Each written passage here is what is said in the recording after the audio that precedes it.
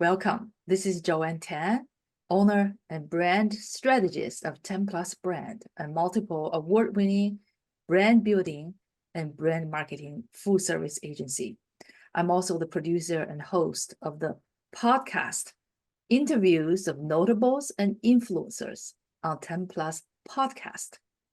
I'm very excited to have Gary Middlemiss today, and I'm looking forward to hearing his adventure of climbing Mount Aconcagua. Gary Middlemiss is the owner of Tanius, a stock trading company in California. He's also a friend of mine. Gary recently climbed almost 23,000 feet to the top of Mount Aconcagua in western Argentina over 13 days, and then descended in 3 days in utterly freezing temperature. Among his 17 members, one was helicoptered down with a broken arm and another with asthma. Every year, an average of 3 climbers die trying to climb Mount Aconcagua. The mountain is one of the 7 summits of the 7 continents. Last year, I climbed Half Dome in Yosemite with Gary and some other friends, but Mount Aconcagua is just too daunting and risky to me. Mount Aconcagua's summit elevation is 22,838 feet. In comparison, Mount Everest is 29,032 feet. That's about 6,194 feet taller than Mount Aconcagua. Mount Aconcagua is the highest mountain in the Americas, in both the Western Hemisphere and the Southern Hemisphere, and the highest outside Asia. It's about 9 miles from Argentina's western border with neighboring Chile to the east. By the way, it was 70 miles away from the site in the high Andes Mountains where the Uruguayan rugby players' plane crashed in 1972. 16 survivors resorted to cannibalism, as shown in the 2023 movie, Society of the Snow. It's an excellent movie. Janet Mae Johnson, a 37-year-old American mountaineer and a teacher, died during an expedition on Mount Aconcagua in Argentina in 1973. 50 years later, in 2023, her camera with a film inside was exposed by melting ice due to global warming. We can still see her last photos of Mount Aconcagua from the films in her camera, buried in snow for 50 years. So my question for you, Gary, what made you want to do this life-threatening adventure? That's an interesting question because it has an interesting provenance. So what happened was when I was a kid, when I was 12, we had a family friend take me hiking to his favorite place in Southern California. But how we did it is we left our house, which is like sea level, around midnight, and then we drove up to about 9,000 feet. And then the very first day, we hiked around 10 miles. So this was a 3-day trip. And so that very first day, we went over 12,000 feet, and I was just 12. And so I was throwing up everywhere, like really bad altitude sickness. Even at the start, I had altitude sickness. So it was a really hard trip, but it was kind of life-changing. Like I remember, yeah, that first day, and then at the end of that first day, he said, "Oh, you're really slow.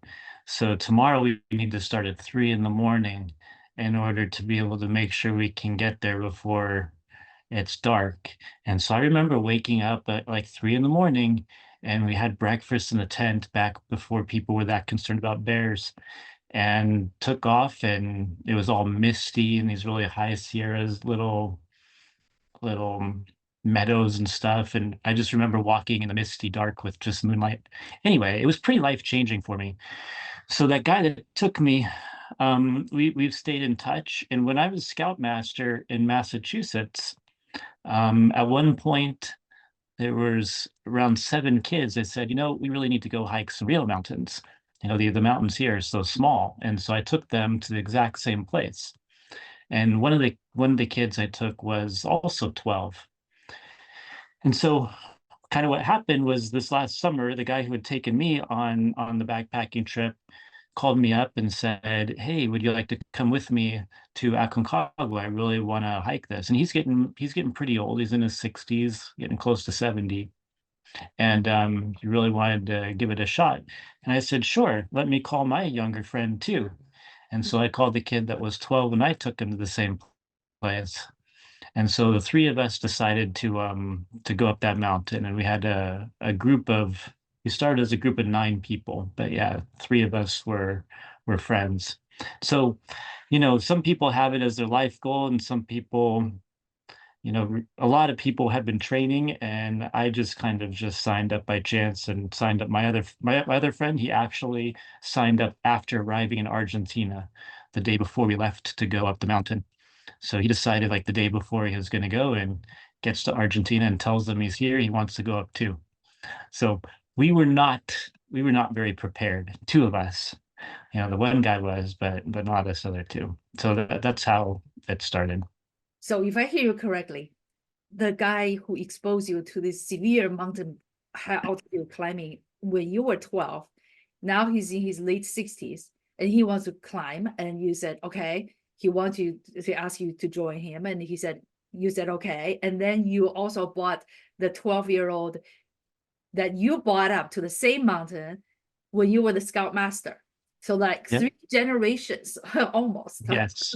We're, Okay. we're three generation of passing on the super secret place in the Sierras So of 12-year-olds. you don't want to tell us which mountain it was. No, no, it's my favorite place in the world. Oh We're, my we're God, keeping this back. making me so intrigued. So did you all three make it? Nope. Who did not?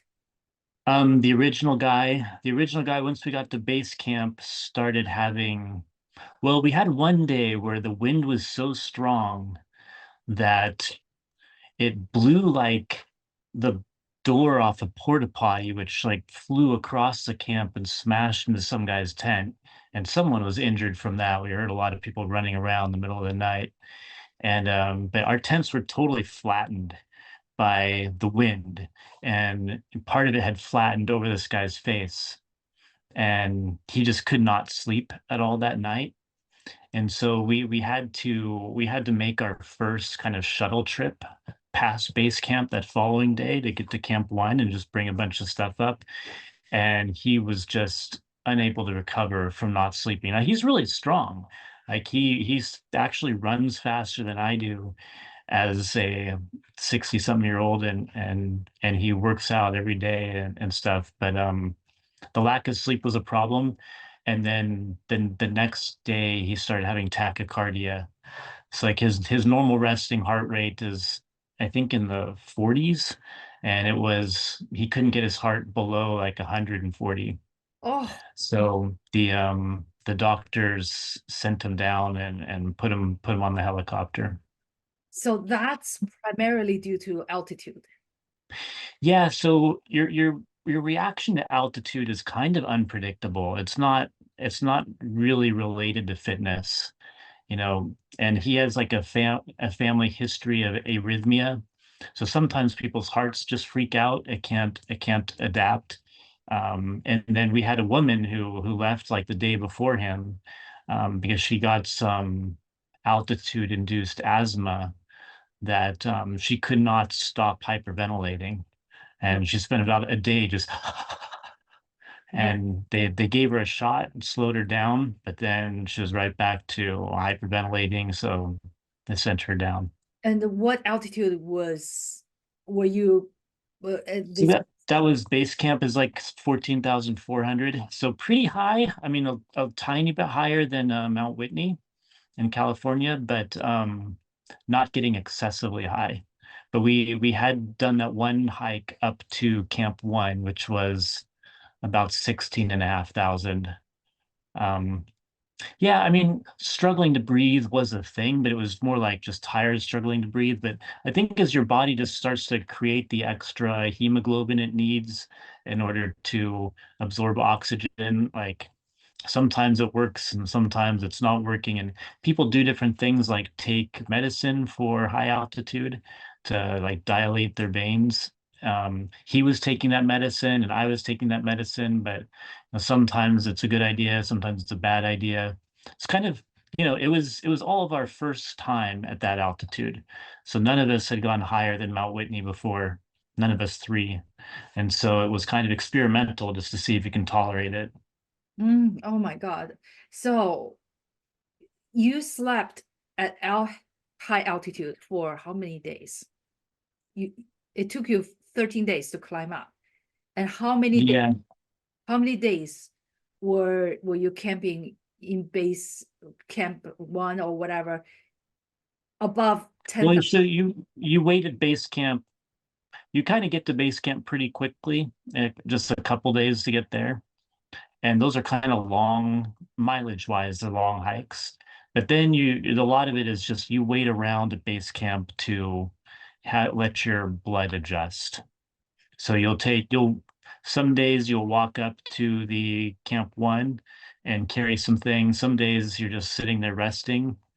But a lot of it is just kind of waiting for your body to acclimate. So, and then the other thing you're waiting for is weather windows. So you can't summit every day. I mean, if it's super cold or windy and really, really windy, then it's just too dangerous. So you're kind of also at base camp waiting for timing when you can make it up. So after base camp, there's three more camps, 1, 2, and 3. I mean, they all have different names, but 1, 2, and 3. And you can kind of stay at camp 1, but it's better to stay at camp 2. There's actual water. There's a water source at camp 2. Camp 3, it's just you're just melting ice and snow, and there's not much of it right now. It's kind of dry. And so you really can't.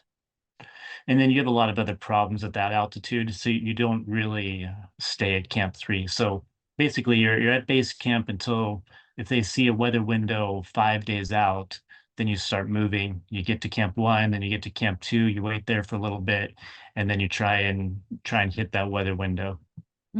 Okay. So the younger generation of the 12-year-old that you took on the Boy Scout hike, he didn't make it either. But he made it. Okay. He made it, but he has been walking for about 2.5 years now. And that's his job, is to walk. So he's 30. But yeah, at first he walked across the country, but kind of he started in Utah, then he went to the furthest northeast point of Washington, then he went down to Texas, then Florida, and then Maine. And then after that, he has started to walk across Europe. So he went from Norway down until the 3 months expired, and he had to leave for a bit. So he's in process of walking across Europe right now, and he just was on a break because of the visa thing and decided to do this mountain with us. So he's very, very in shape for walking. Okay. But if he was walking on flat surface rather than high mountains, there's still this elevation issue. Yes. Yeah. Okay. So he adapted fine. I think the only very hard day for him was the summit day. That was very hard for everybody, unexpectedly hard. But yeah, for him, every other day was fine. I mean, he walks a lot, so So why was the summit day hard? it had no comparable precedent on any of the against any of the other days. So I'd say if you were going to rate like difficulty on a scale of 1 to 10, Um, when you're starting the other days, you think, oh, compared to what I've done before, there's somewhere around a 3 on an absolute level. But then by the time you finish the summit day, you're like, no, every other day is a 1. The summit's like 11. Oh, It's incomparably difficult compared to any other day. because of the height? The Primarily because of the elevation, like I suspect if you had spent 3 weeks acclimating really high, like at 17,000, then it wouldn't be that bad. But yeah, it's a combination of the height, the temperature, and the wind, and the lack of water. Lack of water is actually a pretty big deal. Lack of liquid water. Well, can't you just eat snow? It's ice. No. Oh, and you can't have a stove to melt ice into water? Well, you can't carry that when you're going up to the summit, and it's too that'd be too much energy. Everything takes too much energy. So a main reason people die, I mean, people fall and die, but a lot of people just die in their sleep. So they had two recently. One died at base camp, and one died at camp 3, just sleeping. It's everything just takes too much energy, and you are unsure where your body is.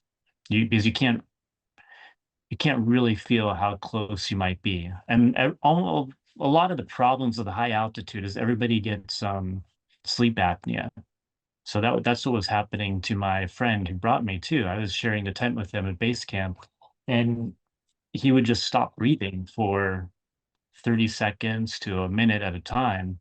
And Oh, it was kind of scary. And then he'd like really quickly start breathing again. So everybody was feeling it. Like me at camp 3, I remember waking up, not breathing, and I couldn't get my chest to rise. Like I couldn't engage that involuntary muscle that would bring breath into myself. And so I panicked and I sat up in the tent, which was a big mistake because just like something like sitting up takes so much energy. It takes like 15 minutes just to recover from that. So, like, if you're going to sit up at that elevation, you got to go slow and you got to think about it and you got to like use your muscles really slowly. But doing it in a panic, then that caused me to like hyperventilate for like 15 minutes. Then I couldn't get my heart rate down. And then it was really hard to go back to sleep. But then I would lay down again and my chest wouldn't go again. And then I would like get on my side and then my chest would start moving. Um, didn't feel like I was getting much in there. But I, yeah, I don't remember the original question, but yeah, you can't, there's no excess anything. Even like peeing, going to the bathroom, you have to plan and it will take many minutes to recover from that. Or taking a drink of water takes a long time to recover from because you have to stop breathing to drink that water. So no, you can't. I mean, even putting your backpack down and getting a stove out and then breaking ice, you would be totally exhausted. my goodness. Oh, it's because of that lack of oxygen and Yeah, and altitude and the everything takes more energy yeah, when the oxygen is so low level. yeah. And say, I mean, there's a good 7 days where you don't even see ants. Like there is nothing alive. And there's good reason for that. You feel like you're in outer space. You don't really feel like you're on the planet anymore. It feels like you're closer to the space station than you are to Earth. But yet, like, I'll give you one more example, like a weird thing that you wouldn't think about. So they on the packing list of stuff to bring, they put like a pee bottle. And I'm like, why do you need a pee bottle? Can't you just pee on the ground? And like, well, it's for nighttime. Like you can't go outside the tent in the night. And I said, well, why? Like, well, it's way too cold. You would just like die. So, okay. So we only actually went outside the tent in the night, the first night before we got very high. But just the complications of peeing in the night that you don't think about is say you have to go at like midnight and you have to go to the bathroom and you pee in this bottle, then what do you do with it? Like if you keep it in, you can't open the tent and get to where you can pour it out, really. So you have to keep it in the tent, but then it will freeze and it freezes solid. So then you have to spend the entire day, the next day, trying to warm it up enough to empty it so you can use it the next night. And so you'll have to like have it right next to your skin. So then you're using all your energy to warm this pee bottle so you can dump it out. It's ridiculous. And like even inside your sleeping bag, which is what most people would do, you keep it inside your sleeping bag with you to keep it liquid, it would freeze in there too. And you're keeping a lot of stuff inside your sleeping bag, like all the water that you're going to use to drink next day. because you've had to melt it the day before. You have to keep that liquid. So you have to keep all your water inside the sleeping bag. You have to keep like parts of your shoes inside so you can put them on because they can get really hard if they get really, really cold. And then like all your batteries for any electronics, you got to keep in your sleeping bag. And then you got to keep the pee bottle in your sleeping bag. So you have a lot of stuff in your sleeping bag. So a lot of things you didn't think you'd have to think about. Actually, they all take a lot of effort and energy. And so sometimes like besides walking, the only thing you might be able to accomplish for the day is like eating, breathing, walking, go to the bathroom, and then like a big project would be rearrange something in your backpack. And like that's all you can do. There's no extra stuff that you can do in the day. Oh my goodness. So all these stuff in your sleeping bag are being warmed up by your body temperature. Yeah. And but you got to eat to your body is being used for warming up all that stuff and warming up your heart and keep yourself going the next day. What do you eat? How much food do you carry? You have to carry lightweight, right? And the pee bottle, I was thinking, why can't you just carry lots of pee bottles so you don't have to, if they're frozen, they're frozen. But then Yeah. that's weight. Yeah. Then you'd have to carry a frozen pee bottle. So Like, um yeah, I mean, food was my big problem on here. I do not know what was happening with the food. I it's a sensitive topic, but for the 7 days that we were going on the mountain from base camp up, um, I estimate we were eating about 300 calories a day, maybe 400. only? Yeah, yeah. Why so little? Zero protein. We didn't have any protein. Um, I think the guides were stealing it. So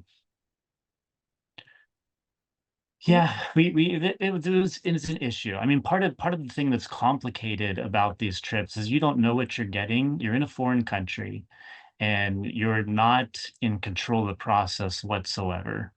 And you're in a place where people get sick or they die, and there's accidents, and then there's like maybe not accidents. And yeah, we carried a lot of food because I was carrying it, and it was heavy because I was carrying it, and we would move it from like camp to camp. But like there were days like on summit day, our breakfast was two chocolate biscuits, like the size of a Triscuit. They weren't even chocolate, they were chocolate flavored, zero lunch. And when we came down from the summit after about 15 hours of walking, we had each one of us shared well, so each four of us shared one top ramen with no seasoning. So each one of us had like a bite and a half of top ramen. So I have a lot of complaints about how this hike was organized. Um, but the other groups, the other expeditions going up were very well fed. But ours was starved. And I kind of think you know i I really did not like our main guide in particular. He did a lot of kind of underhanded things, but I think he was selling off our food to the other expeditions. Oh my goodness. Uh, you wouldn't know before you got there that your Sherpa, that they're the guide, Sherpa, right? Would I mean, those would be porters, but yeah, I mean, these are just regular Argentinians. you Yeah. pay them for their service of carrying weight and they end up stealing your food? Now, you pay them to guide you. They don't carry any weight. They just you carry the weight. So Um, the food you carried all the way up there, and when it's time to eat, they're not there anymore. yeah, they would make the food, they would prepare it, but yeah, you carry the food in like this.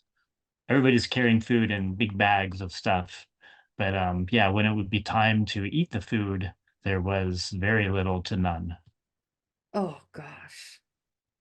You So said, it was, yeah, and no protein. Like one of the days, we had a soup that was yellow from the sulfur coming out of the mountain. So it was straight the water coming like, around noon, the ice starts to melt, and so you can get these little streams. And so they collected water, but it was full of sulfur. And I had this like small bowl of soup with 5 lentils in it. Like lentils are small, and these are 5. And my friend got 0 in his. I don't understand how we can carry so much food up there and be eating, maybe 15 lentils between us. It was ridiculous. Did you ask? Well, it didn't occur to me at the time until we got so high and it just got worse that we're like, yeah, this is really bad. It was like slowly getting worse and worse. And then on summit day, when they explained, yeah, they don't have any lunch. We have nothing that we can even carry for lunch. Um, we're like, this is crazy. And then we come down and like that's all we got is like no seasoned top ramen. Um, yeah, then it really was hitting us. Yeah, something is really wrong here. But So it was slow. The food was slow to get worse and worse, and then it became nothing. The other thing that was really telling is when we finally got all the way down to base camp, um, they bring out this plate of meat that's like 2 steaks, and the guides took one and a half of them between the 3 guides, and then passed the half a steak along to the 7 of us. So oh, we each got like one bite. So that was more like they're definitely doing something wrong. When I saw that happen. well, I'm just glad you survived. Even though you came back, you look obviously much thinner. Oh, Yeah, I lost 10 pounds. good Lord. Okay. So now question, how much preparation and practice did you need to prepare for this climb and for the altitude sickness? Almost everybody in my group had gone up Kilimanjaro, and one of them had gone up Denali before. Actually, the guy who went up Denali did not make it up this hike. I mean, partially maybe lack of food, like I don't know, but at about 45 minutes left, he's like, screw this. I have kids at home. This is not worth it to me. It turns around. And he was one of the stronger hikers. But the So yeah, it, a lot of people had prepared for many years. I was just not very prepared. I like long walks. I can do 25, 28 miles in a day occasionally.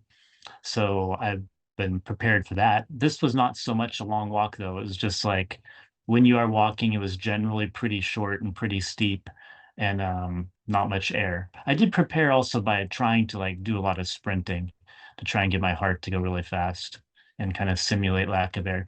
But I would say of everybody on that mountain that I ever met there, I was probably the least, I had done the least amount of preparation.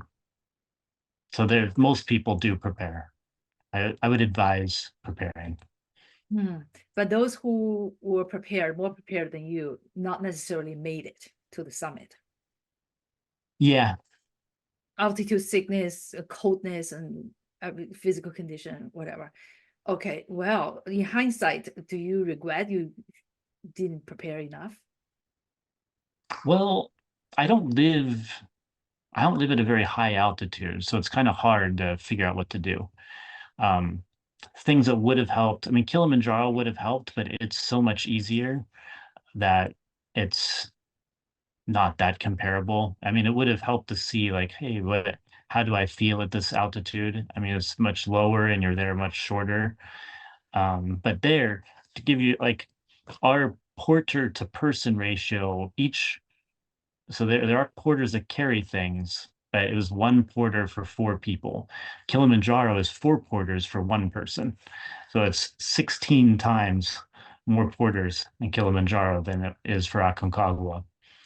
So it's a pretty different experience. I mean, I could have run a lot more, would have been good preparation, but nothing really, I don't know. I mean, my main problem at the top was just being delirious.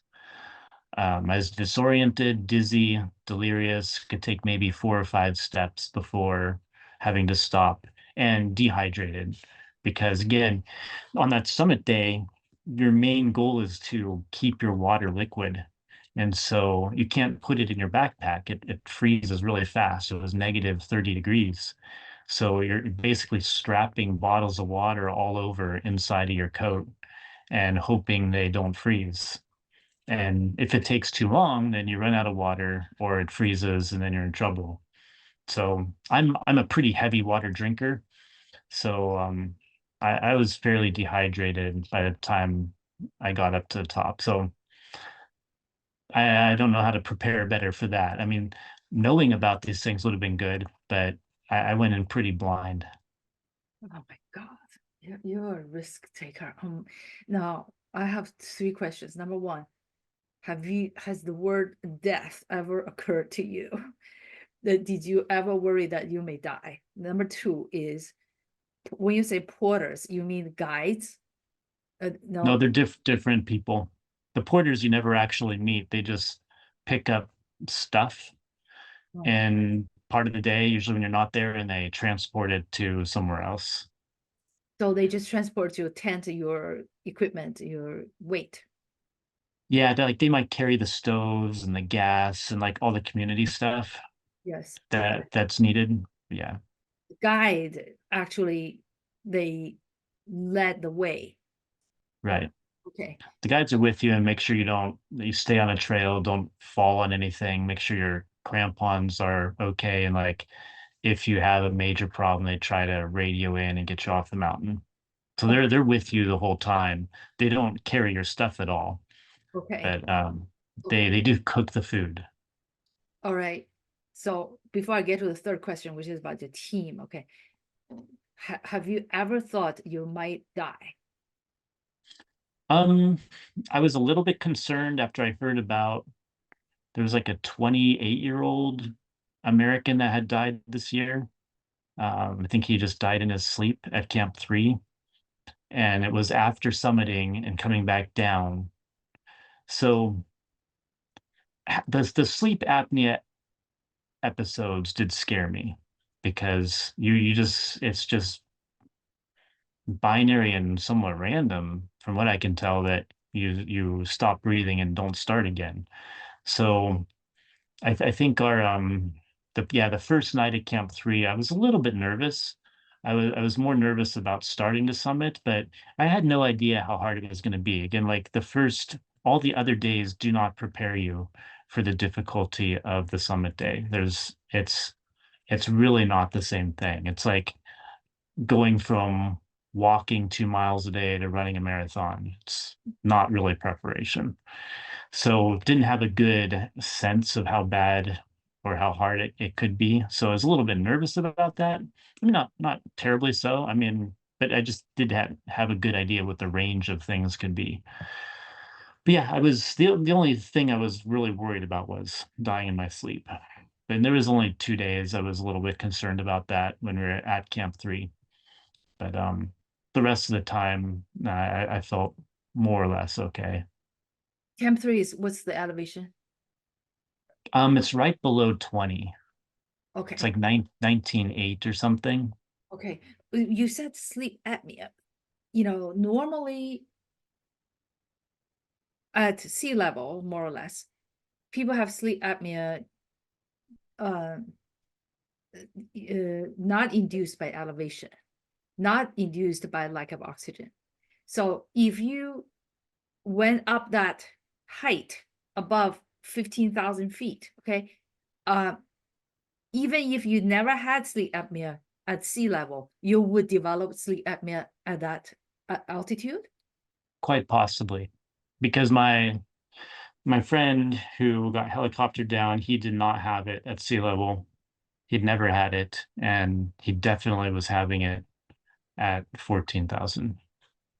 It's the pressure plus the lack of oxygen plus the fatigue and unpreparedness of the muscles, the involuntary muscles.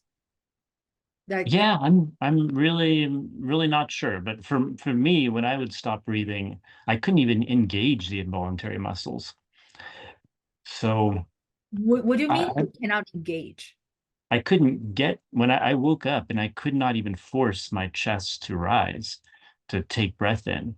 So Oh, like it had stopped breathing, which had woken me up. And then I'm like, okay, I need to breathe again. And I couldn't even get it to turn on, And then that's when I panicked and I like sat up really fast.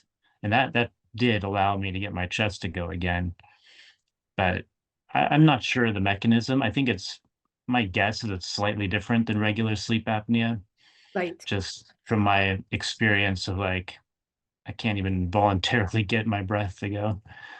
So I think it's quite a bit more severe for sure than regular sleep apnea. right. If you cannot involuntarily engage and voluntarily engage, that is scary. Okay. So if you can Yeah. neither of that, and that obviously uh give you sleep deprivation, and sleep deprivation plus fatigue and all that gives you hallucination, or is hallucination inevitable outcome of altitude sickness by itself, whether you slept enough or not? People get like what's called hypoxia, um, where they start to, I guess, get really giddy and like I think that's the most common cause of death on Kilimanjaro is people just like leave their tent in the middle of the night and just go wander off and fall off something. I didn't see anybody getting that. I think honestly, anybody who is prone to hypoxia just doesn't go up that high because they kind of go crazy a little bit lower. I'm not prone to it. I've done a lot of diving, and I think it's a similar mechanism. If you go really deep diving in the ocean and you don't feel drunk at like 100 feet, I think that's a reasonable test for how you're going to react to high elevation hypoxia. But yeah, those were like you just kind of aren't thinking very clearly. What I was feeling at the top was just more delirious in terms of my vision wasn't processing very correctly. Like I think my thoughts were still fine, but vision was very fragmented. So just scanning my eyes across things, it would be more like snapshots of stuff rather than continual visual processing. And you do kind of get into your own mind of like very obsessive. All I really need to do is walk. But I wasn't feeling like I was going to do anything crazy or that I had like lost sense of self or sense of what I was supposed to be doing. Like I wasn't going to turn around and go the wrong way on the mountain. Like that would be something that somebody who had hypoxia would be doing. So I knew which way was up and I knew which way was down. I knew why I was there. It's just your body just gets overwhelmed. And none of it, I mean, the weird thing for me is I've done that before. Like if I try and ride my road bike more than like 120 miles, I get like what I would call like fatigued induced delusional, where like my body is so excessively tired that it kind of like messes with my mind and it goes somewhere else. This was not so much that you could feel your body tired. I think it's more like in normal elevation, your body spends like 5% of its energy just like living and your brain working and breathing. And up there, it's like 95% of its energy on just the basic autonomous tasks of keeping yourself alive. So I think it was like it getting so tired of like doing that, the autonomous tasks that kind of would trigger the same kind of delusion that normally fatigue would. But yeah, it wasn't so much muscular fatigue. Like the climb is very hard, but it's so long and so slow. It's more you take 3 steps, your legs aren't tired, you just can't breathe. And so I measured my blood oxygen, it was 60% at the Oh, top. I mean, it took, dangerous. yeah. So, and but I think the oxygen content is 40%. So if you had not acclimated at all, the blood oxygen would have been around 40%.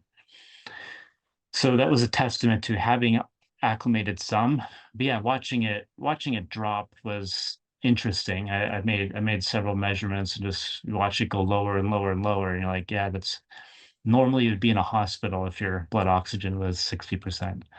So that, yeah, a lot of it is just really all the involuntary unknown stuff that can happen to you at those elevations. You just don't know until you try it. And some people less impact, some people more impact. All right, here's a bigger question, okay? You, you're a very intelligent person, okay? You know you are pushing the envelope. You know you could be dead if you just keep watching your blood oxygen level keep decreasing. There is a threshold level that beyond which it's fatal. So this is psychological question. Okay. Or are you gambling? Are you this is extreme risk. Mm, it's some, but I think it's acceptable. I mean, one, I'm not terrified of death in any way. It's an outcome.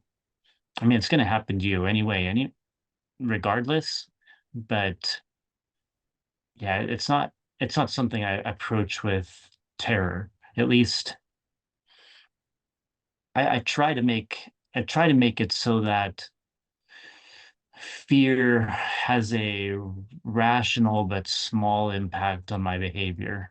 And I don't really like it when people are so driven by not risk taking that they don't do much, either in their career or in their life, whatever. So, and like my job is very much based on intelligent risk taking. I think, I mean, I'm not disregarding risk, but you can't you can't let that be so dominant that you don't see what you can't weigh it against the gain. I mean, I think, like, honestly, some of the most dangerous things we do is really driving our cars in rain and snow on some of these freeways. Like that to me feels also quite dangerous. So I did measure climbing this mountain is about as much risk as all the driving you do in your entire life. You have about as much risk as that. So yeah, it's there. I mean, the other thing is, I mean, people do help you out. There are a lot of people on the mountain because everybody's trying to hit the same weather window. So say in a week, there'll be 6 days where there's nobody summiting, and one day where 100 people are trying to get up the thing. And so you're never really alone. So they do have, I mean, the helicopter can't get to the top. It can, in good weather, get to Camp 2. But I saw them drag two people off the mountain that if there were nobody around, they would have died. So, and then I heard one in the night where some woman tried to climb from Camp 2 straight to the top and back. And after 24 hours, she was only halfway back down to Camp 3. And somebody randomly found her as they were headed up. And yeah, she was almost dead. And that was 2 days before we summited that happened. And then yeah, on our way down, we saw some woman. She was just laying on the ground, refused to move, and she was very delirious. And they helped her get down. So yeah, that there if there was nobody to help you at all, then a lot more people would die on the thing. But so many people being on there is actually does make it safer. So your actually biggest risk really is the silly sleep apnea, die in your sleep when nobody can see. So that's kind of why that scared me the most. Right. It's because of the altitude, because of the coldness, because of the physical reaction to the altitude. Okay. Whew. Now, uh, which route did you take to ascend the summit? Is it the north from the north or from the south? I heard that from the north, it's a little easier than from the south, which has a Polish glacier. Yeah, there's a Polish route. We actually hiked up to see the Polish route. And while we were standing there, we saw a avalanche, and we actually made a video of it. So an avalanche came right off where the Polish route was and like wiped out this whole section. It's pretty nuts. So no, very few people go up the Polish route. Even none of our guys had ever gone up it. They say it's not hard, it's just risky. Yes. And so there's like some technical parts, maybe not difficult, but I mean, if you have to sit there and worry about a random glacier coming and hitting you in the head, that's not very appealing. Of course, of course. So I mentioned about this American woman, Janet May Johnson. She went with a group of, I believe, more than 10, and they hardly knew each other. And it was not a good beginning. And when the so at least two people died, she's one of those. And actually, murder was not ruled out because Hmm. there were some of the members hallucinated as if hearing, like big construction machines are making noises there. Because of course, not even an ant is there. There's no construction machine. But that's one of the survivors recalling that they were just hallucinating. Okay, and she. Nobody knows how and why she died, but there were traumas to the head. Don't know. Okay, so here the question is, did you know everyone well on your team before the trip? What was the team dynamic during the entire adventure? That I'm not sure I want to publicly talk about some of that, but I knew the three guys, so the three of us knew each other very well. Three, The actual, the three generations of scouters. yeah, and there was two other people that knew each other well, and nobody else knew each other. I would say it really depends on like your guide and your outfit. So like if you were with one of the very expensive or very responsible guide companies and like you have like bathrooms at every camp and things like that, then your team is not under that much pressure. But if you are being starved like we were, then your team is under quite a bit of pressure. And it actually becomes like a team versus guide dynamic at some point. We at the end we just mutinied. We're like, we're not listening to any of you guys anymore, so don't even talk to us. Because I think they were actively making it more dangerous, and I think they were doing it for fun. I mean, I don't want to get too. I have a lot of reservations about talking too much in detail, but it's very. I'm always fascinated how kind of group dynamics play out, especially among groups of men in difficult situations. And it was actually super fascinating on this one. I'd say a lot of the initial dynamics did not last very long. How you initially thought who you thought was gonna like be in charge versus other people taking more passive roles, and um, it morphed very quickly and then it gelled very hard. I will say one of the group members had no self-preservation sense whatsoever. He was rude, he was demanding, he was very petty, and he was also very small. And he got a little bit hurt. And if things had gone really crazy, like he would have been the first one eaten, right? So it it was interesting. I mean, overall, our group did bind together and work together very, very well. But yeah, there was definitely one guy who did not understand that we're kind of in a crazy situation in a foreign country where he could be thrown off a glacier and nobody would care. And nobody would ever think that it was murder or anything. So yeah, I can imagine some crazy things happen. It kind of depends. It's interesting because people were, the group is from all over the world, people coming in and they have different cultures and stuff, and it's interesting to see how it played out. Um, but yeah, it was everything was like in high speed. It was very, very fast how things would evolve.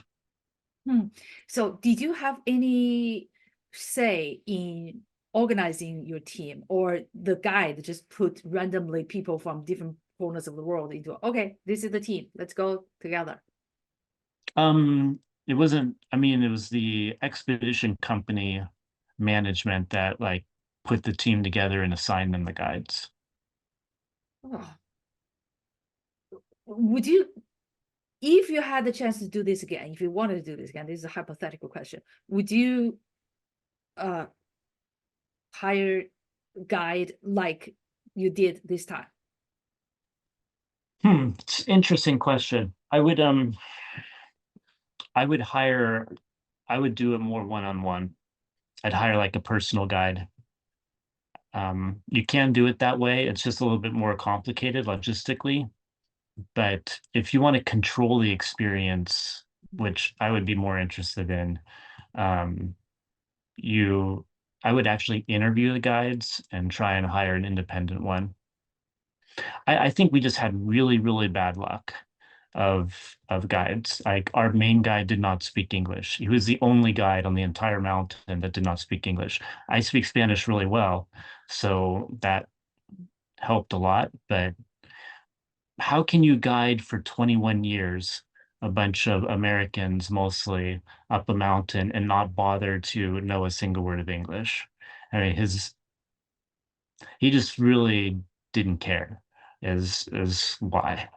So yeah. And so even if you do it in one-on-one interview, you surrender your life to this more or less a stranger, because you can only Yeah. do, you have to, it's a chance, it's a big chance. Uh, he could, you know, lead you to. Yeah, that was part of the interesting feeling that you are putting a lot of trust into some random person's hand. And I mean, I guess your surrendering of life on a one-to-one is actually probably more extreme since there's no other regular customers around you. But my problem with the guides is they have a certain way they like to do things that and trying to get them to do anything other than that way is really hard. Like, and I mean, this is why I would never climb Everest, is they want everybody to do it exactly the same way. Like they want you to wake up at the same time, everybody to climb at the same time. And then you have like 100 people in a row trying to climb this mountain. And this happened to us, like right before a sketchy spot, we were stopped for an hour and a half because, you know, three people in front of us were afraid to go over this little cliff that you have to go over before you can get onto the snow. And they were just like freaking out. And like our guide like won't let us try and pass them. And we're just sitting there running out of water, getting cold and waiting. And that's where a lot of danger comes in is these traffic jams. And I might suggest if it's one-on-one, I'd say, okay, if everybody in this camp is leaving at 4 a.m., like I want to leave at 3, or I want to like do something else, right? So to kind of avoid these problems. But I mean, the guides are doing this a lot for social reasons. Like they will just talk to the other guides, the other things. And like once we stopped in a cave for over an hour on the way down, and we are all out of water by now, and all just want to kind of go home and go back and like get some food, which was the top ramen. But no, the guy was like talking to his friend and didn't want us to leave. And we're eventually like, no, we're done. Like, talk to your friend some other day. So I would try to control that experience a little bit more. And I don't know if I mean, I hear like Denali and Kilimanjaro are completely different experiences, but this was very much, you know, you feel like the tag along, like the unwanted tag along to these guys that are kind of just hanging out with each other. Mhm. So my next question was, what kind of food did you carry? Well, it doesn't matter, they were stolen. But I if, think so. if they were not stolen, what would you recommend? High protein or I'd recommend things that you can eat when it's super cold.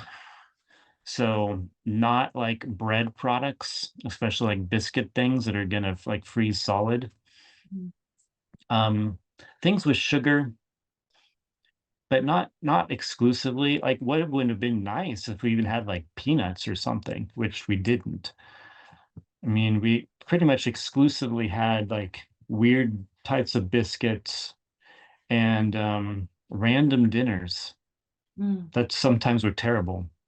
I mean, they were like freeze-dried ones. We had a freeze-dried dinner once on the way up that was pretty terrible. We had something that was we had like some lentils with pumpkin one day that nobody could eat either. It was uncooked because it's really you can't really boil stuff for very long up there. So the lentils are very hard, the pumpkin was very hard.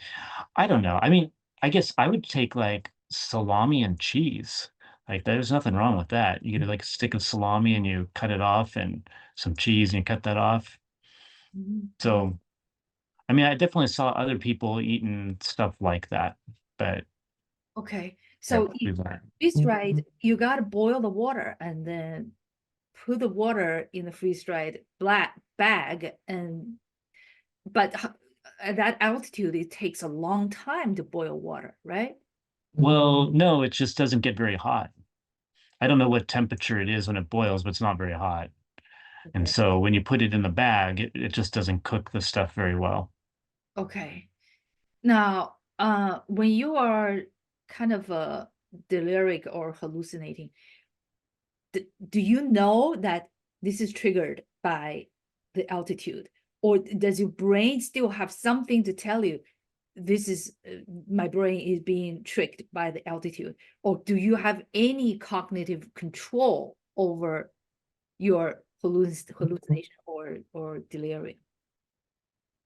Personally, I'm pretty aware. I've been in this like delirious hallucinatory state one, two, three, four times. Four times. Either triggered by exhaustion, dehydration, lack of sleep, and this one was altitude. And they all kind of feel the same to me, where I can tell my sensory perception is just gone awry. So that's what it feels like when I get in this state that like my sensory inputs are just all wrong, but my mind seems to still know what I should do and where I should go. I don't think it's the same for everybody because once me and my friend were both dehydrated and he was definitely doing things like walking the wrong way. You know, we had to get to the water and it was going to take a couple more hours and he was walking in ways that were not going to get him to water.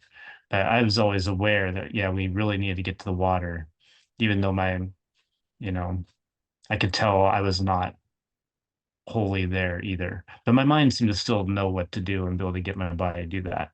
But yeah, I think people experience it differently. Okay, so a lot of it depends on weather. If you are unlucky and it's storming there, windy, you could wait for a week or 2 weeks and still there's not an opening. Yeah, And you would just turn back, go home, right? yeah, yeah. Aconcagua, that's not super normal. I guess they said last year, very few people made it to the top, and even the expeditions before us that did December, um, they had very few. It was like a 5% success rate or something. Um, Yeah, I mean, you can do it. You strap on the crampons and you strap on all your clothes and you slowly make it up. I mean, I'm sure there's times when you can't do it, but yeah, I mean, other mountains like Denali, for example, is much more weather dependent. Like you can wait there for a week and you just might not get a window. So I actually had a friend, well, a friend of the husband of a friend of my wife who died on Denali. Just cold weather. I don't remember exactly what it was that killed him, but I do remember it was weather related. But sometimes you get like great, nice, warm days and you get right up these things. So it is the other kind of thing that's interesting, which I didn't realize before, is you can't really bragging about these things might be a little bit useless because everybody's experience is very different. So you could have somebody go up the same mountain during a season when there's hardly any snow and everything is super nice and the weather is very cooperative and your guides are really great. You guys might even carry your pack for you. Like I saw some of that happening. Not our guides, but I mean, so like, oh yeah, I guess the youngest person up here was 9 years old. Maybe that could happen, right? Or you have like the opposite where there's snow starting at base camp and you have your crampons on for 7 days in a row and you never get a weather window and it's -40 all the time and the wind's 50 miles an hour. Like, no, a 9-year-old's not going to be doing that. So saying you climb the mountain, it really depends, like how it goes. And people can get up Denali sometimes if they just luck out and they might not be that skilled, but it was nice and sunny and they actually got a good view and they get really skilled people try and it's just like terrible weather. So yeah, you can't, it's hard to judge. I mean, unlike Mount Whitney, you can say I made it up Mount Whitney and pretty much everybody who goes up Mount Whitney has a very similar experience in the summer. So you can know what everybody else experienced. But these really tall mountains, there's a huge degree of variability Mhm. both in year, time of year, season, guides, things that can go wrong. So yeah, it's I did not realize that before going up, that it's a very inconsistent experience. Right. So you could be thinking this is the clear day or no wind. You started day like that, and then halfway to the peak, all of a sudden there is a storm, and there's no visibility, and there's blizzard. Uh, you lose your way down. I mean, Yeah, I mean, I assume you bring camp. no, you can't carry that stuff. Not on the summit day. Then what You happens? you have a very strict turnaround time, like I think 2 o'clock or something. If you've not made it to the top, even if you're like 10 minutes away by 2 o'clock, you just got to turn around, go down. So you have to force yourself, even though you're like 50 feet from the summit, you need to force yourself down. Pretty much because I think they say 80% of the fatalities are on the way down, and it's just people starting down too late or you're tired. I mean, it's a like 3,200 foot that you have to climb down. That's very, very steep and really easy to slip. In fact, the day after we came off the summit is when one guy, the older guy that was with us, slipped, fell, broke his arm, and they had to stick him on the helicopter after coming down. So coming down is a dangerous part. And a lot of it is, yeah, if you get up too late, you're increasing your risk quite a bit. But yeah, and normally you're not going to get a huge change of weather in the day that's unexpected because everybody they have these radios and they're always calling in to the weather service stuff and they can see what's coming. And Aconcagua is fairly dry, so you're not going to a surprise snowstorm is pretty unlikely. It's a very dry desert. Okay, so did you bring your compass? Does GPS like what do you call that? The navigation satellite device. Did you use that? Were they useful? No, you wouldn't use any of that stuff. You just, it's very clear. You just are going up a hill You know, and there's tons of people. okay. So uh how much of it is your inner confidence and willpower and determination? And how much was it? How much of it is your luck? I'd say hmm, I mean it's hard to say because everything except the summit day is so much different than the last day. So the last day, whether or not the weather's going to be good, that's a large luck component, right? So if it's bad weather, then you definitely have to rely on your internal determination quite a bit. And if it's good weather, then you'd have to rely on it, but not to the same extent. So there's a lot of luck on the weather, I'd say. And that can make the mountain very easy, not very easy, but doable or extremely difficult.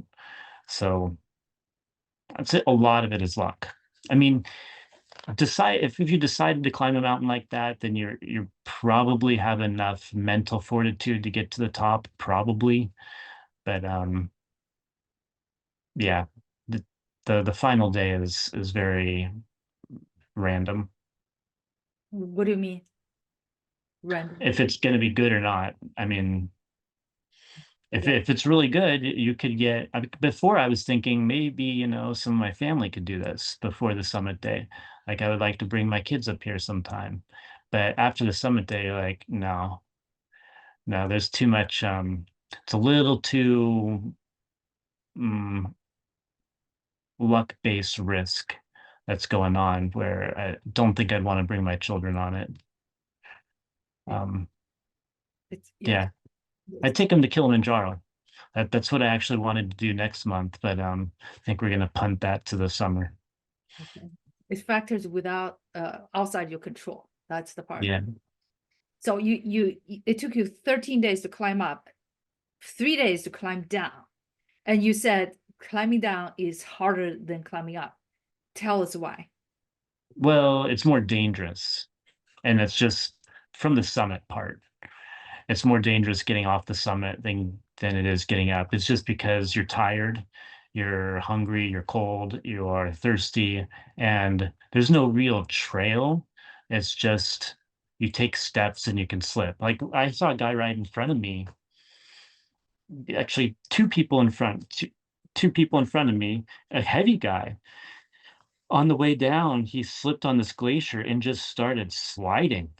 And it could have just kept sliding and sliding, but the guy in front of me, which was actually the friend, was 12, so now he's 30, just grabbed him, grabbed him by his hair and kept him from sliding down the glacier.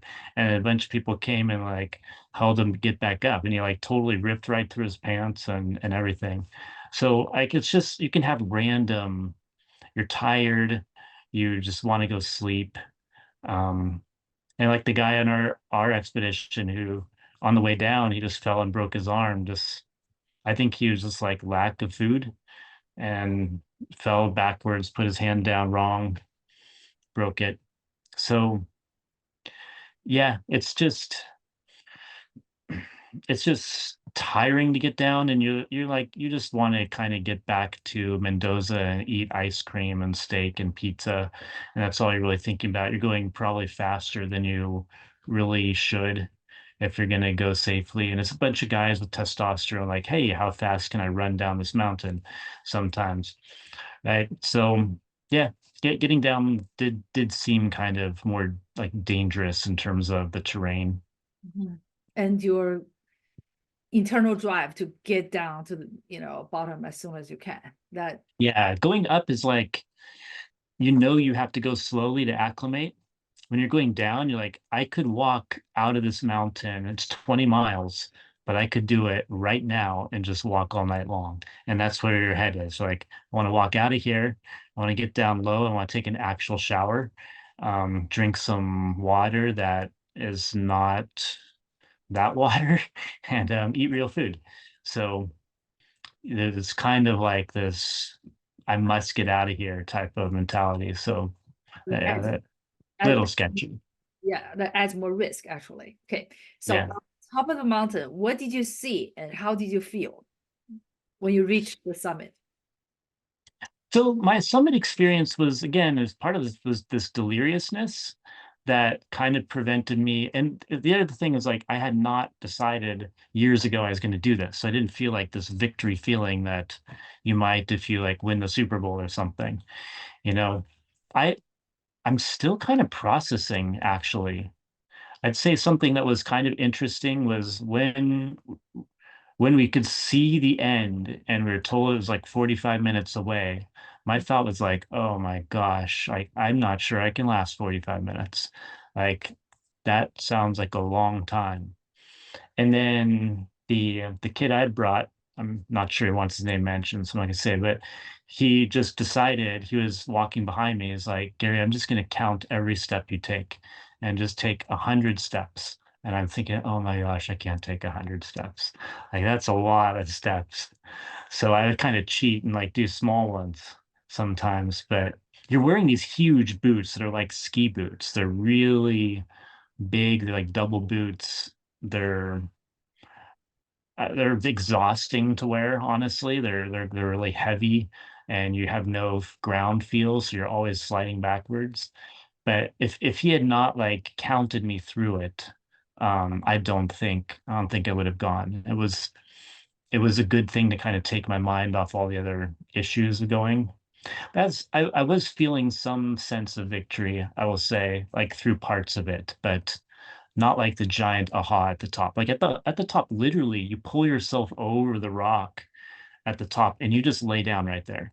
You are no longer going to be standing, and nobody is standing of like the customers. Like everybody does the same thing. They pull themselves over and you are on your back. Like you don't even have the energy to like cover your face from the sun that's burning your face. You just lay there and you're there a good like 10 minutes and kind of moving your head around a little bit. And then like you get the energy to sit up, and then you might get the energy to stand up and like look around a bit. But then you take a couple pictures that aren't very well planned out, and then you get back down. So it was weird. It's like you kind of flop onto the top of this mountain. So yeah, I'm still trying to figure out what I think about it. Um, I'm not sure I'll go that high again. Um, yeah, I don't know. It was I'd say the thing I did think a lot about that that was a rugby, it was a football team, right? That Yeah, got stuck up there rugby. because you can look through the mountains towards the direction where they were and you think that would suck. Like there is nothing out there. Because before my wife had read the book a long time ago and she would tell me about it a lot. I think she read it twice. And I would think, well, can't you just walk down? But you look out there and it's just dead snow. Like not live snow, just dead snow. What's the And difference? they, What's the difference? well, live snow like turns into things that like create life. So like I would call that, you know, snow patches that melt, that feed into streams, that water meadows, that turn into trees. And so normally in California or Colorado, you're at the top of the mountain, you see that stuff. But at the top of this, it's like outer space. All you see is like glacial snow that's been there a long time that is not sustaining life. I mean, the glaciers are carving out of the mountain, and there's a lot of, I mean, the water is like, I wouldn't say polluted is the right word, but the water is not pure as soon as it's melted. Like there's so much like weird minerals. Again, I was saying like I would drink that sulfur water. There's like the water is deep, dark brown within, you know, 200 feet of coming off the glacier. And before that, it's all sorts of weird colors. So like nothing really is life sustaining at all. So it's different. Like the other kind of weird thing about it is just the like when you're way up there, if the sun is fully out and it's shining on you and it's all good, it might feel like it is 60 degrees, right? If there's no wind. The wind comes, not it does not feel like that. But as soon as like the tiniest cloud covers the sun, you're instantly at zero or less. Like your nose is cold if it's exposed, you see your breath, and it can happen in seconds. So like the constant temperature fluctuations are I would it definitely made me think about like the space station was like super hot on one side and super cold on the other side. So yeah, it felt like a lot like I imagine outer space. Okay. So do you think it's the pollution that make the snow so brown and dirty?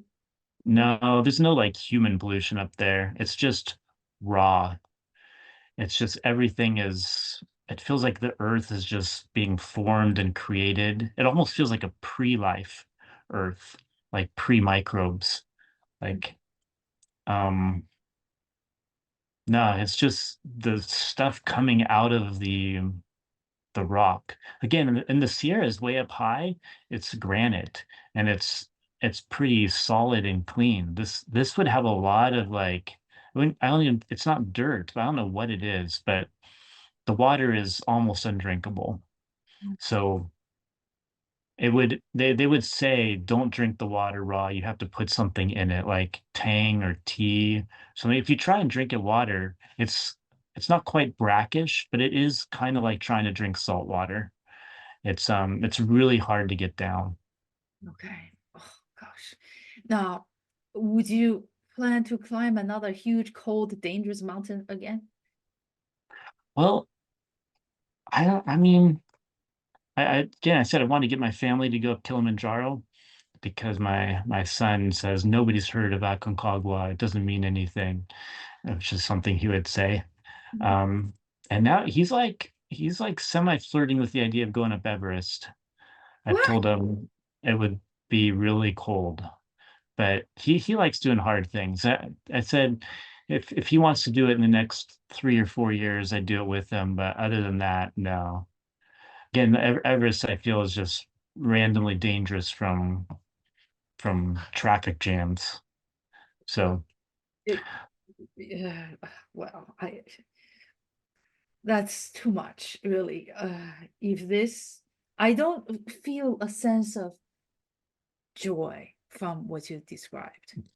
I don't feel a sense of, that's right. uh, so were there any moments that was poetic and inspirational? You said, oh, this is beautiful, whatever. Can you recall those moments of beauty and inspiration? And say, oh, the glacier, oh, the universe, the Milky Way, this is so grand. The stars were cool, but that was really low. That was when we were at 11,000 feet when we could go out in the night and see stars. Uh-huh. After that, it was too cold. Mhm. Um, no, but I don't think that's the point. I mean, it is different. It is different from hiking regular mountains. I mean, when they call it like an expedition, it is qualitatively different from backpacking.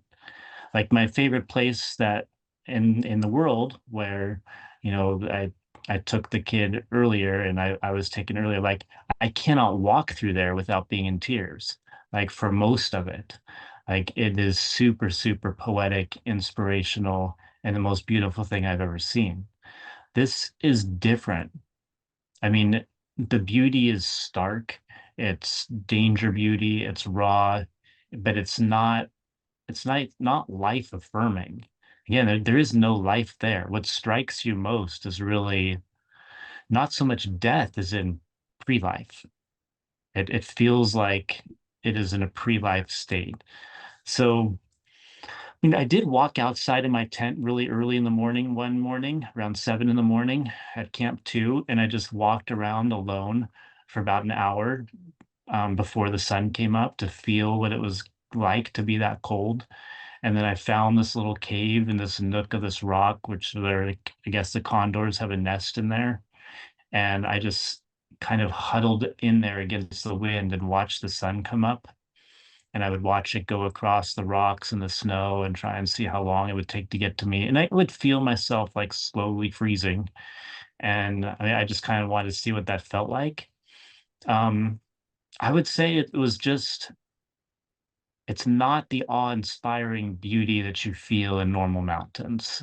Even that, which is I think as close as I got, it was still you look across things and you think if I were there, I'd be dead. If I were over there, I'd be dead. Like everywhere I am, the only thing that's keeping me alive is like all the duck feathers that are covering me stuck into my jackets and pants and stuff, right? And without all these artificial means, just be dead, like everything else on this mountain. So it's different. I mean, the point though is really more about exploring and persevering, I think, and thinking about the people that originally climbed this thing, when it would have been even way harder, right? And kind of following like an exploring type of path. So I would say it's more about pushing where life goes more than it is about everything is so beautiful and inspiring. So it's a different purpose, I'd say. You're testing the limit of the survivability. Yeah. To some extent, yes. And when you come down to this normal life, quote unquote, whatever normal means, on Earth with family at sea level, do you appreciate something a whole lot more Mm. to The this? most notable thing, first of all, in Mendoza, and I think my phone's going to die here soon, so I'm going to be quick. Um, the first thing I did was I ate 20 scoops of ice cream, 3 milkshakes, 2 steaks, and 3 pizzas, 2 days in a row. So the appreciation that ice cream there is $1 a scoop, and they have at least 7 different chocolates is phenomenal. I'd say the other amazing thing to feel was just to feel the sun on your back and the sun coming through the atmosphere to like touch your body and warm it gently was so pleasant. Rather than the sun is trying to either kill you by burning you to death or by freezing you to death when the clouds are covering it. So the sun is like life bringer was definitely very noticeable instead of a star out of outer space. So um yeah, those were the big thing. Food was very important. I got back. Being clean, it was up there, but food was important. But yeah, really just being able to walk outside and you know things are not trying to kill you was pretty good.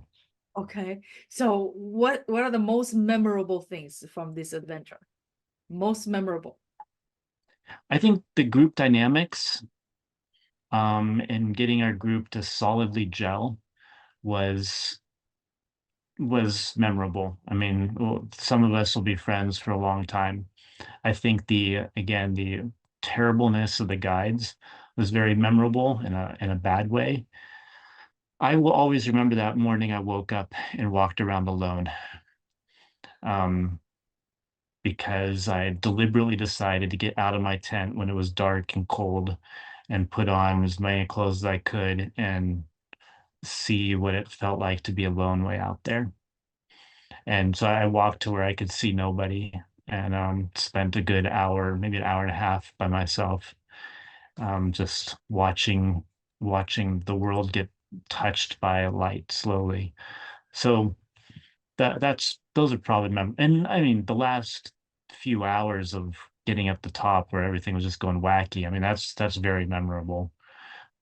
But, but pleasantly memorable was my solo experience. Because you felt the utter helplessness being one person there, subject to death. Yeah, and just, you feel your vulnerability and you could feel yourself slowly getting colder and you wait for the sign because when it hits you, it's going to be okay. You're like, okay, like my body's telling me I have an hour, 2 hours left of life at this temperature. I'm looking at like the sun looks like it's going to hit me in 30 minutes, so I'm going to be okay. So it was kind of interesting. But yeah, just choosing to go out there because again, energy is expensive. Choosing to do you don't do anything unnecessary. Literally, like you don't walk anywhere unnecessary. If it's more than a minute or two to like maybe go to the bathroom and that's poop. You don't walk that far for peeing. So to choose to walk and to spend that energy was actually a big decision. Just choose even to get out of the tent was a big decision. So I was glad I made that decision and spent that time. To experiment, what is it like of a frozen to death before you are dead? Uh, Yeah, and yeah, that give you the appreciation of life and give you yeah, the appreciation of people and community and friendship. yeah. And the technology and clothes that keep us alive. Yeah. Yes, yes. Okay, lessons. What lessons you takeaways? I mean, this is the biggest lesson, the biggest mistake that I will avoid. Uh, what are the lessons you have learned from this? Um, be friendly. So, I mean, everything depends on people in general in life. Yeah. Like when things are going good, maybe less dependent. When things are going bad, always dependent. So just like even in your job, if you're trying to make money, like if things are going good, you don't maybe need people as much. But if things are going bad, say you're like fired unexpectedly and you have tons of hospital bills, whatever, you need people. Like just being on your own as an autonomous individual is not going to get you through the bad stuff, you know. But if you're always in a place where it's always good and easy and you can become very like self-centered and think that you can solve all problems by yourself. But badness always requires people. Yeah. So, I mean, I've known that before, but it just, hits you again in this things like this where group dynamics are important. And then you see the people who have never experienced that before and, do not understand that they need these people that they're mistreating. So, you asked me about lessons. I guess that would be main lesson. Just yeah, friendship in general. Like I've made random friends throughout my years, and it's just been the best thing ever. It has supported my life and interests well beyond what I thought it would have. Mhm. But on the other hand, the guides, I mean, they must be sadistic, sick people, because what they're doing to you guys is endangering your lives, basically, and they couldn't care.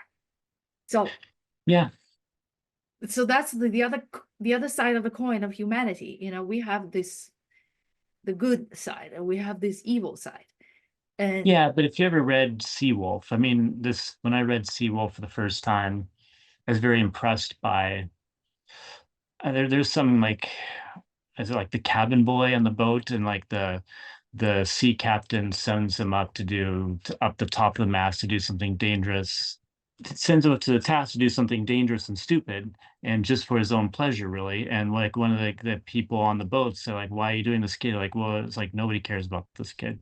Like he has no parents, so if he's dead his parents don't care because they're dead, and if he's dead he's dead, so he doesn't care, and none of us care, so like what does it matter?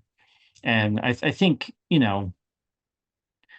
some section of humanity does feel like this fairly. Like other people, they're not related to you. They've seen a lot of things already.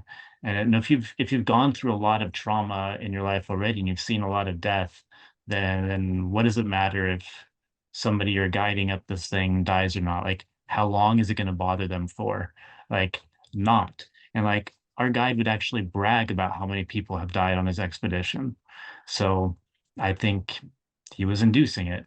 Just like there was that case recently where like that nurse was in that neonatal thing and like really enjoyed telling parents that their babies had died and what actually was killing them, and then telling the parents so they could see the reaction. I mean, I think sometimes people gravitate towards these high risk things and then kind of exercise their feelings of domination in that scenario. So you have to be aware.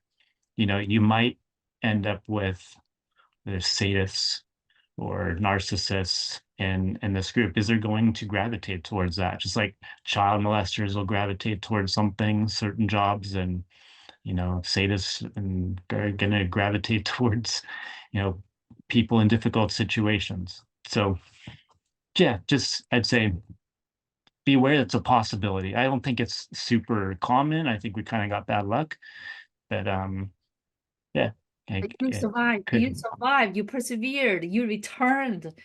Yeah, it became clear early on that you had to look out for yourself, that nobody was, it's not a babysitting trip. So if you need extra food and you're hungry, you have to go find it. And whether that's finding it where somebody else is eating or something like that, I had to do plenty of times. So yeah, don't relinquish your control over your life Yes. and just assume that somebody else actually is cares at all because they might not. Wow, this is profound. Okay, this is so naked truth told in the most understated way. Don't relinquish your control over your own life, just assuming someone else cares because they don't. But at the Well, they same time, might not. they might not. But at the same time, there is such thing as human bonding, friendship that sustain Yeah, our life, helping each other, and that is also blessed by God in our heart. At the same time, there is the satanic dark forces in humanity, and you got to look, yeah. yeah, you got to look And out. that contrast was actually fascinating to see during this walk, to seeing how we bonded together against, I mean, you had both the mountain, but I would say the guides were worse than the mountain in terms of causing difficulty.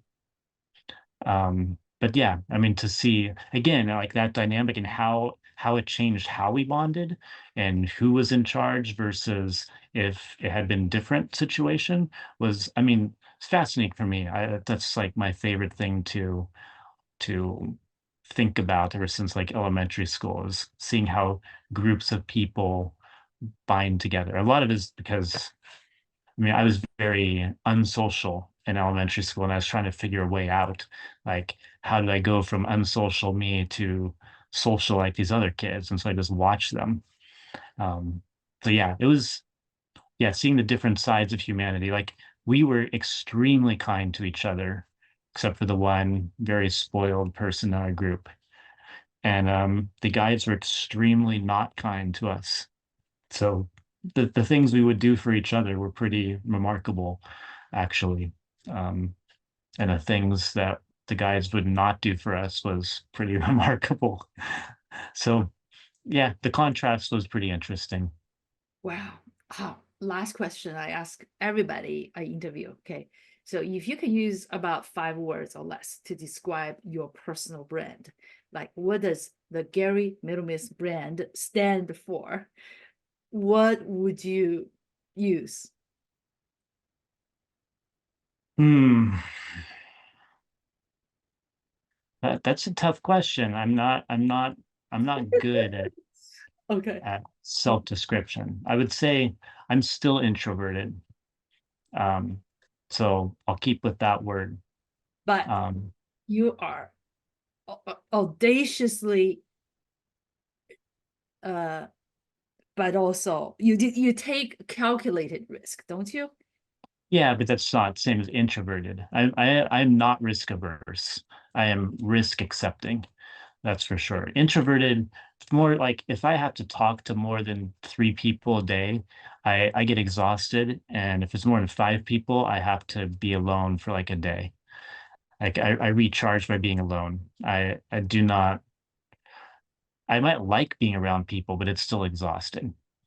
So I'd say introverted, um, risk accepting. I like risk when the reward is acceptable. Um, I'd say I'm pretty romantic, um, Yes, would be a word. with music. And Oh shoot. Oh my God.